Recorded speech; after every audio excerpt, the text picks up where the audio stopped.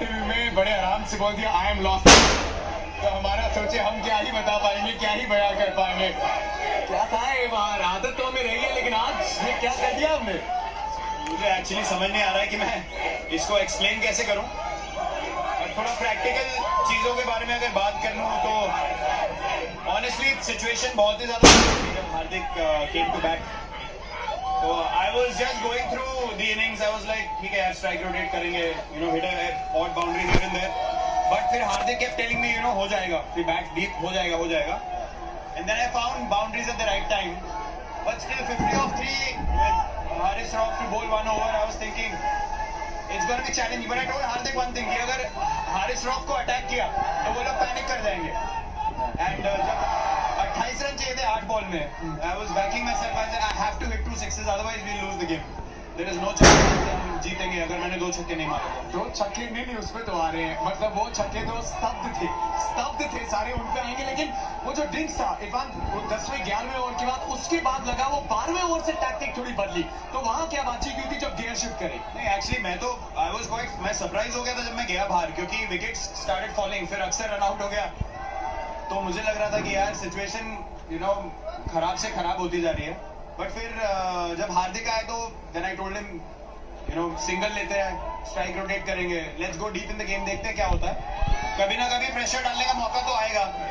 और जब वो मौका आया तो फिर शाहीन, मुझे ऐसा लग रहा था कि 100% शाहीन नहीं थे, तो मुझे लग रहा था कि उनके मेन बॉलरों में से वो भी हैं। अगर उनको अटैक करेंगे तो हार्दिक का फोकस तो नवाज की बॉलिंग पे था कि मैं उसको छक्के मार सकता हूँ। एंड वी न्यू कि वो लास्ट ओवर ही डलवाएंगे, उससे पहले गेम खत्म करने देखेंगे। मुझे हारिस के बारे में बात करनी है, मुझे वो ओवर जो शाहीन से आफरीदी उसके बारे में बात करनी है, लेकिन ये इमोशन, विराट आपने बहुत शतक लगाया, आप लेजेंड हैं, लेकिन ये इमोशन ये हमेशा नहीं देखने को मिलते, क्या मायने रखता है आपके लिए? मतलब मैं ये बोल रहा हूँ कि ये सब जो हुआ मुझे समझ ही नहीं आया कि हुआ क्या है। मतलब ये मुझे बार बार देखना पड़ेगा बाद में। सिर्फ ये क्योंकि इमोशंस की बात कर रहे हैं, क्या सही था गेम से 1-2 बॉल पहले आपने ड्रेसिंग रूम और डगआउट को इशारा किया था कि शांत रहना, जब जीतने वाले थे हम थोड़ा शांत रहना। हाँ, क्योंकि जब आपको 15-16 रन की रन रेट चाहिए और 2 बॉल में 2 रन आ जाए तो लोग शायद रिलैक्स या ओवर एक्साइटेड भी हो सकते हैं कि बन गए।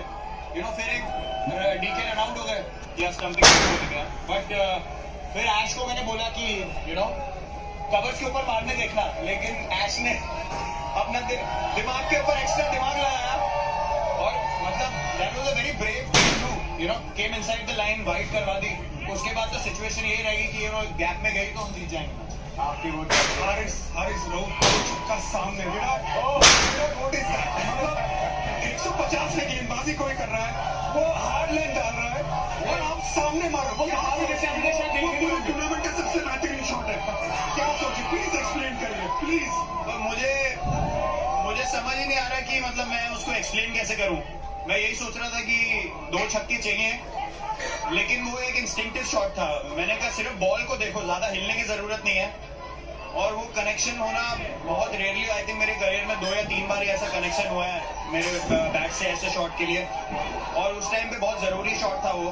तो वहां से मुझे लगा कि वो थोड़ा पैनिक कर गए उसके बाद। बिल्कुल कर गए, लेकिन जो शाहीन से अफरीदी का ओवर इससे पहले था, क्या आपको लग रहा था कि उसको टारगेट आप करोगे? क्योंकि वो चोट के बाद वापस आ रहे थे, उतना रिदम नहीं नजर आ रहा था जितना पहले था।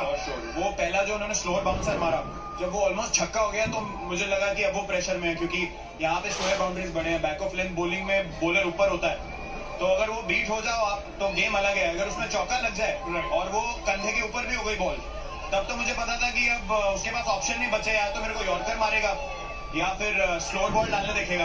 तो एक यॉर्कर कवर के ऊपर चौका हो गया। फिर लास्ट बॉल एक्चुअली मैं स्टांस में था और मैं देख रहा था उसको, वो रनअप पे रेडी था, तो हार्दिक मुझे इधर से बोल रहा है कि वो डालेगा छोटा, तो I just glanced at him once और फिर मैं रेडी हो गया। मतलब ऑब्वियसली होने दिया हमने, उसने भी थोड़ा मेरे को इशारा किया कि शायद पीछे डालेगा, तो मैं रेडी था फाइन लेग के ऊपर मारने के लिए।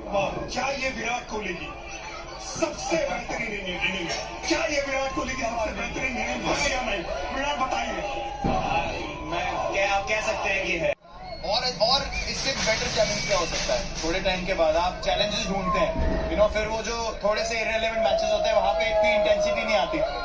बट ऐसे मैचेस के लिए आप खेलते हो और ये सब ऊपर वाले का ही किया करा है, वही सबको ब्लेसिंग दे रहा है, तो मैं बहुत ग्रेटफुल फील कर रहा हूँ। विराट कोहली के सामने जितने भी चैलेंजेस आएंगे उसको वो हमेशा इसी तरह पार करते जाएंगे जो पार करते रहे हैं।